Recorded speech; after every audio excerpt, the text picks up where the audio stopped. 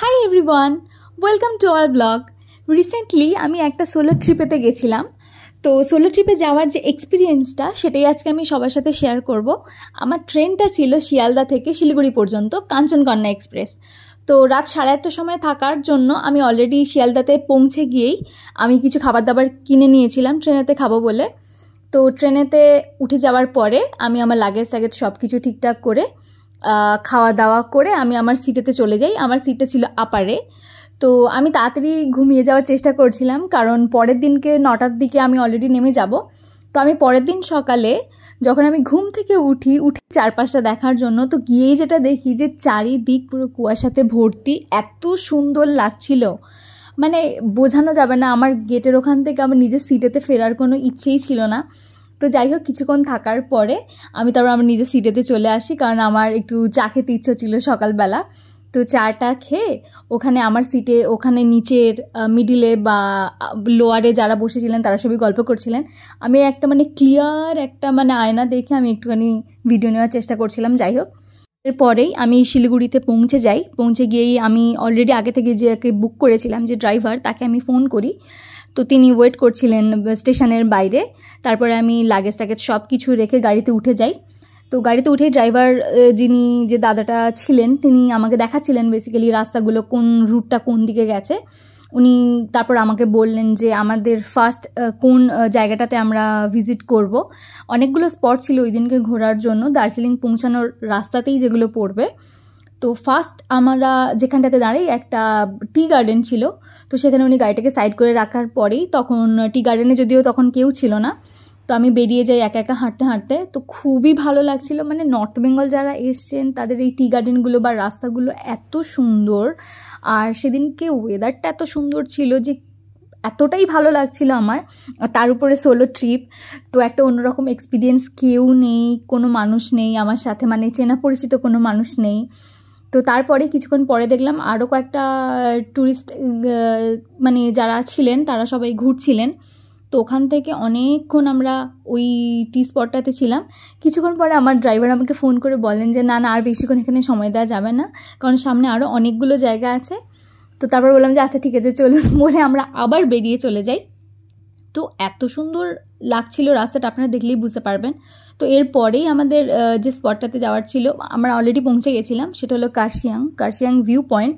এটা তো আরোই সুন্দর ছিল, টি গার্ডেন তো অবভিয়াসলি ভালো ছিলই, বাট এরপরে এই স্পটটা অসাধারণ ছিল। তো ওখান থেকে আমি অনেকগুলো ভিডিও নেওয়ার চেষ্টা করছিলাম।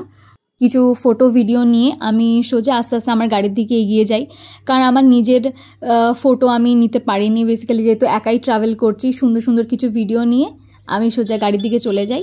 আর এই গাড়িটাতেই আমি যাচ্ছিলাম, আর ইনিই ছিলেন আমাদের ড্রাইভার।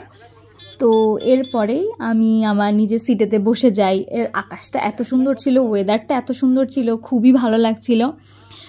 পরেই যখন আমরা কার্শিয়াং ভিউ পয়েন্ট থেকে আমরা যেতে শুরু করি, আস্তে আস্তে আমরা দার্জিলিংয়ের অলমোস্ট কাছাকাছি চলে গেছিলাম, কারণ দূর থেকে ওই কালারফুল বাড়িগুলো দেখতে পাচ্ছিলাম এবং সাথে সাথে ওয়েদারটাও খারাপ হতে যাচ্ছিল। তো আমরা ভাবছিলাম যে যদি বা রাস্তায় বৃষ্টি আসে। তো এইটা বলতে বলতেই বৃষ্টি অলরেডি শুরু হয়ে যায়। তো উপরে আমার লাগেজটা বেসিক্যালি ছিল, সেই জন্য উনি কভার করার জন্য গেছিলেন, সেই জন্য গাড়িটা কিছুক্ষণ উনি সাইড করেন। তো আমি কিছু ভিডিও নেওয়ার চেষ্টা করছিলাম। সামনে আরেকটাও গাড়ি দাঁড়িয়ে গেছিলো, তাদের ড্রাইভারও সেই লাগেজগুলোকে নিয়ে ঠিক করছিলেন। তো তারপরেই আমি বেসিক্যালি একটা টয় ট্রেনের যে স্টেশন সেটা আমি পেরোই। এটা আমি মনে করতে পারছি না এটা ঘুম স্টেশন নাকি অন্য কোনো স্টেশন। তো এরপরে আমি দার্জিলিংতে পৌঁছে যাই এবং আমার হোটেল রুম যেটা ছিল, রুমের ব্যালকনি থেকে এটাই ছিল বাইরের ভিউটা, সেটা ভীষণই সুন্দর। তো এরপরে আমি এখানেই আমার হোটেলেতেই আমি লাঞ্চ করি। লাঞ্চ করার পরেই অলমোস্ট তখন বিকেল হয়ে গেছিলো। তো আমি আমার হোটেল থেকে বেরোই, একাই রেডি হয়ে বেরিয়ে গেছিলাম। তো তারপরে এখান থেকে বেরিয়ে সোজা আমি যাই ম্যাল রোডের ভিউটাও ভীষণ সুন্দর ছিল। ওয়েদারটাও এখানে তখন বৃষ্টির এরকম কোনো ব্যাপার ছিল না, ওয়েদারটাও খুব সুন্দর ছিল। তো আমি আশেপাশে অনেকের সাথে কথাবার্তা বলছিলাম যে এখান থেকে আমি কোন কোন জায়গাতে ঘুরতে পারি, আশেপাশের কোন কোন জায়গাগুলো আমি ভিজিট করতে পারি। তো তারা আমাকে অনেকগুলো জায়গার নাম বললেন যে এখান থেকে সোজা ডান দিকে গেলে মহাকাল টেম্পল পড়বে, বাম দিকে গেলেই পড়বে গোর্খা টেরিটোরিয়াল অ্যাডমিনিস্ট্রেশন, যেটা জিটিএ। তো সেই জন্য সেখান থেকে আমি ফার্স্ট বাম দিকের রাস্তা ধরে জিটিএতে ঢুকি। ওখানে আকাশটা এতটাই সুন্দর ছিল, মানে আই এম আ স্কাই লাভার, মানে আমার আকাশ দেখতে খুব ভালো লাগে। তো যাই হোক, এখানে কিছু ফটো ভিডিও নিয়েছিলাম। তো তারপরে এখানে একটা ছোট একটা মার্কেট আছে ওই দূরের দিকে, ওখানে আমি গেছিলাম, বাট কোনো আমি ভিডিও নিতে পারিনি। তো তারপর আস্তে আস্তে সন্ধ্যা হয়ে যেতে আমি সোজা চলে এসেছিলাম ম্যাল রোডেতে, কারণ সেখানে অনেক স্ট্রিটেতে অনেক প্রোগ্রাম হচ্ছিল, মেয়েরা গান করছিল যে যার মতন সে তার। তো সেইগুলো দেখে টেকে আবার আমি চলে যাই মহাকাল মন্দিরেতে। তো তখন সন্ধে অনেকটাই হয়ে গেছিলো, মানে 6:30 7টার মতন বাজে। তো তারপর আমি মন্দিরেতে বেসিক্যালি পৌঁছাই। মন্দিরটা এতটাই সুন্দর লাগছিল যে ওখানে দাঁড়িয়েই আমি অনেকক্ষণ ওখানে আমি সময়টা কাটাই। তো খুবই সুন্দর লাগছিল এই মন্দিরটা, মানে আমি পাহাড়েতে দার্জিলিংয়েতে এসে আমি এরকম সুন্দর একটা মন্দির থাকবে এটা আমি জানতাম না, আমার মনেই ছিল না। এটা আমি জানতে পেরেছি আমার মাকে বেসিক্যালি ফোন করে, যে ছোটোবেলাতে ওনারা আমাকে নিয়ে এসেছিলেন, তো সেই জন্য আমাকে উনি বলেন, তো তখনই আমি যাই। পর কিছুটা সময় কাটিয়ে আমি ম্যাল রোডেতে ব্যাক করি। ওখানে আমি ট্রাই করেছিলাম চিকেন স্টিম মোমো আর চিকেন বল। তো তারপরেই আমি হোটেলেতে ফেরত যাই, কারণ আমার ড্রাইভার আমাকে ফোন করে বলেছিলেন যে পরের দিনকে নেক্সট দিনকে কোথায় কোথায় যাব, কখন আমাকে রেডি হতে হবে, সেজন্য আমি তাড়াতাড়ি করে হোটেল রুমেতে ব্যাক করি।